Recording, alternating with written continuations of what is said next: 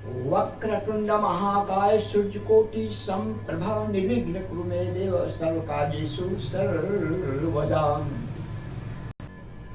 अतुलित बलधामं स्वर्णशैलाभदेहं दलोजबन कृशानु ज्ञाननामा अग्रगण्यं सकलगुणनिधानं वानराणामधीशं रघुपति प्रियभक्तं वातजातं नमामि। शान्ताकारं भुजङ्गशयनं पद्मनाभं सुरेश्वरं विश्वाधारं गगनसदृशं मेघवर्णं शुभयङ्गं लक्ष्मीकान्तं कमलनयनं योगिमित्रानगम्यनं वन्दे विष्णु भवभयहरं सर्वलोकैकनाथम्।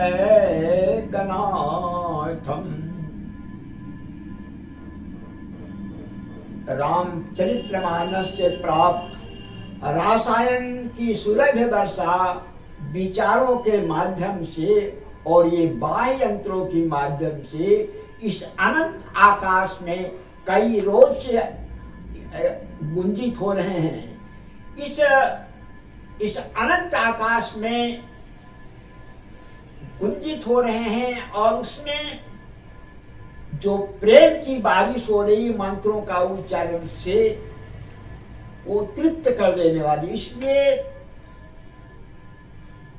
इस स्थान पर जिनका भी चरण पड़ चुका है, इस पवित्र स्थल पर जिनका भी चरण पड़ चुका है, वो सभी वंदनीय हैं, प्रणम्य हैं, क्योंकि वही क्षण और वही श्वासें सार्थक हैं जो किसी भी प्रकार से भक्ति में जुड़ा रहे।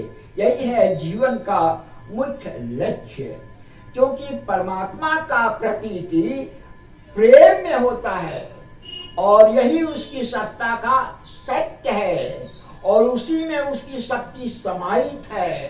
परमात्मा का अभिव्यक्ति सिर्फ प्रेम के सिवाय दूसरा कुछ भी हो ही नहीं सकती है, क्योंकि यहाँ एक ऐसी भाव दशा उत्पन्न होती है जहाँ संगीत और जहाँ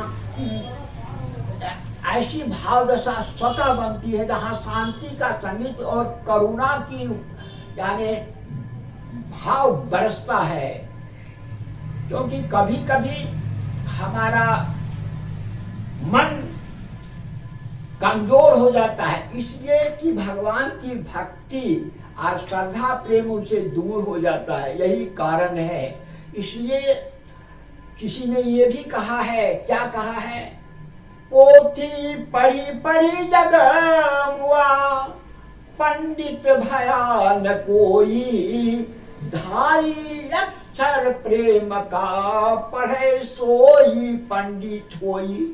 यानी ढाई अक्षर प्रेम का पढ़े सोई पंडित होई, क्या माने है? अरे मैंने तो वेद को पढ़ा है, मैंने उपनिषद को पढ़ा है, 6 शास्त्र को पढ़ा है, फिर भी ये कविता क्यों? ढाई अक्षर प्रेम का पढ़े कोई पंडित हो? अरे ढाई क्या हम 10 लाख पढ़े हैं, ये क्या मतलब है? ऐसा क्यों? यानी ये बात क्यों आई?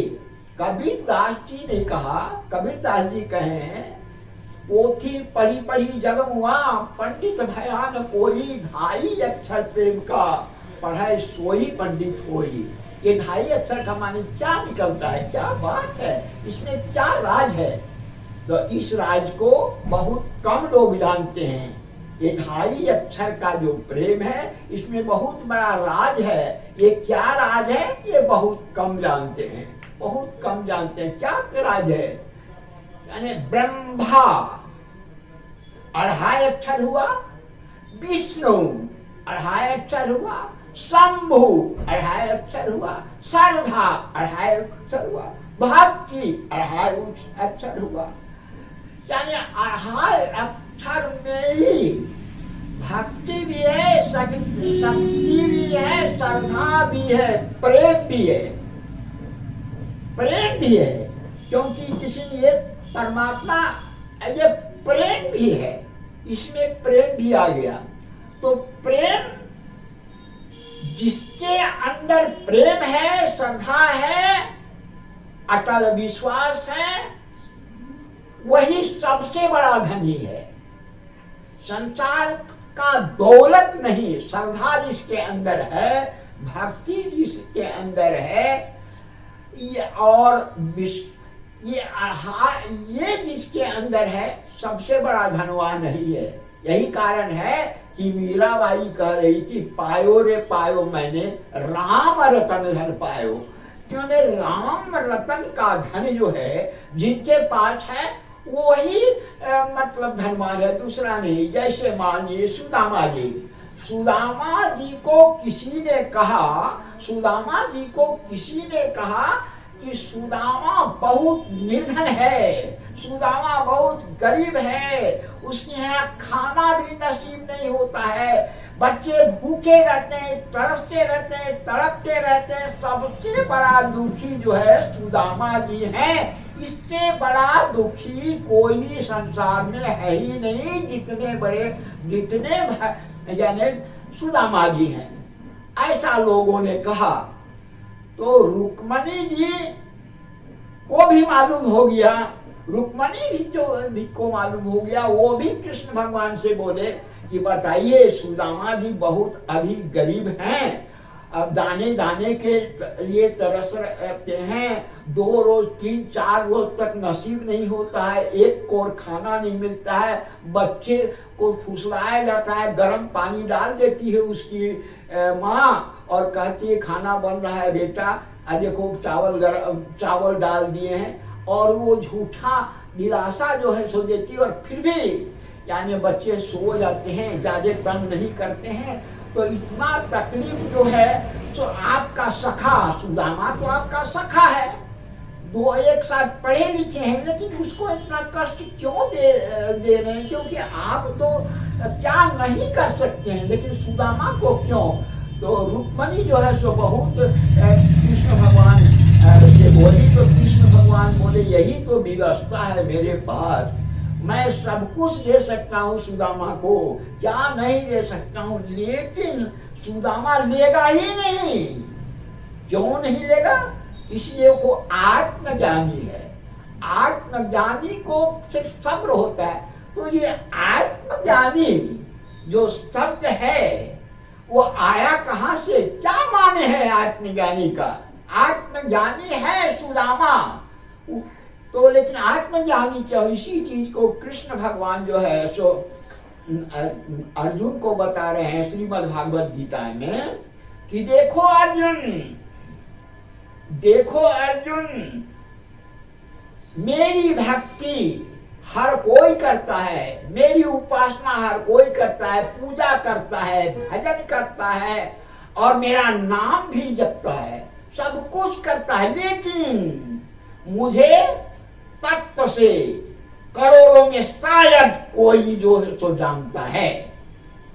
तो ये तत्व की बात जो कृष्ण भगवान बोले हैं अर्जुन को, क्या माने है? इस तत्व का माने क्या होता है? यही चीज जो है आपको,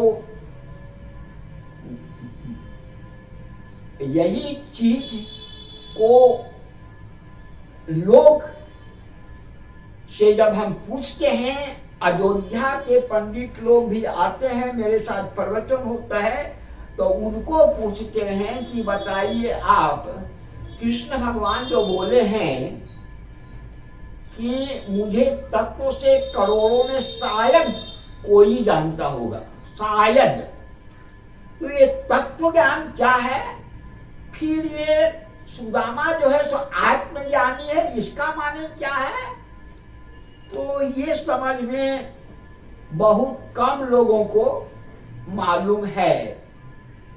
तत्व से, तो तत्व से लोग नहीं जानते हैं।